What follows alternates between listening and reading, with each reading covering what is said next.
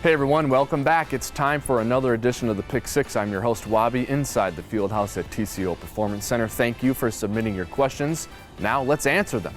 Question number one comes from Dennis in Moorhead, Minnesota.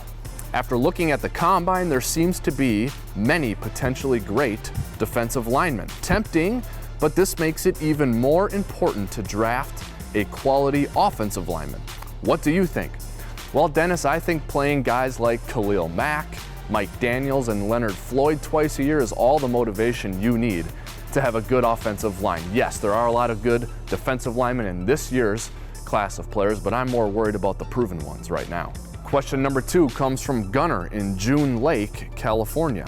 If we lose Latavius Murray to free agency, who could be our number two back? Well, the in-house candidates would include Amir Abdullah, Mike Boone, and Rock Thomas. All three of those guys were contributors to the Vikings in 2018, but we still have the draft and free agency. So I would imagine the running back cabinet will be pretty full as we look for a couple of guys to put in the running back position group with Dalvin Cook. I think this will be a position battle to watch this offseason. Our next one comes from Mike in Goodwin, South Dakota. I think drafting an offensive lineman in the first round is critical to maintain the fan base. Picking anything other than an offensive lineman and not making the playoffs will be devastating. Well, Mike, it's always devastating to not make the playoffs. It doesn't matter who you take in the draft the spring before that. But let's let free agency play out before we put an ultimatum on Rick Spielman. This is a big jigsaw puzzle, and what happens in free agency can sometimes be telling about what will happen in the draft. Kyle from Seattle has the next question. Do you think grabbing Iowa tight end TJ Hawkinson would be worth putting off offensive line picks until day 2 of the draft?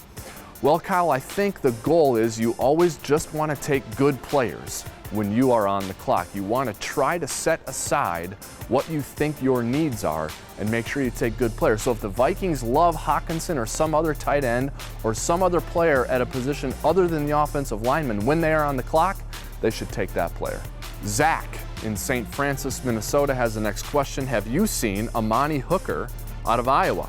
Do you think the Vikings should target him in this year's draft? Hey, we got a lot of Iowa Hawkeye fans submitting questions this week. I like it. Hey, remember, the Iowa Hawkeye to Minnesota Vikings pipeline has a rich tradition. Fred Zamberletti, Jerry Burns, Chad Greenway, even Jaleel Johnson, all former Hawkeyes. I don't know if the Vikings are interested in Hooker, but I don't mind the idea of bulking up the depth in the secondary. It's a strength of our team, and it's never a bad idea to make your strength stronger. Jeff has the final question. I hate our schedule. A lot depends on timing of games, but to get away games at the Chargers and the Chiefs next year stinks. Hey Jeff, they have to play us too. We're not an easy team to play, so don't sweat that schedule. I've never seen an easy schedule in 14 years of doing this for the Vikings, so if you're looking for one, that's going to be a race you just can't win. Got to play all the games, and those teams have to play us as well. That's it for this week's edition of the Pick Six. We will be back next week, so please continue submitting your questions to the email address at the bottom of the screen, and we'll see you next week.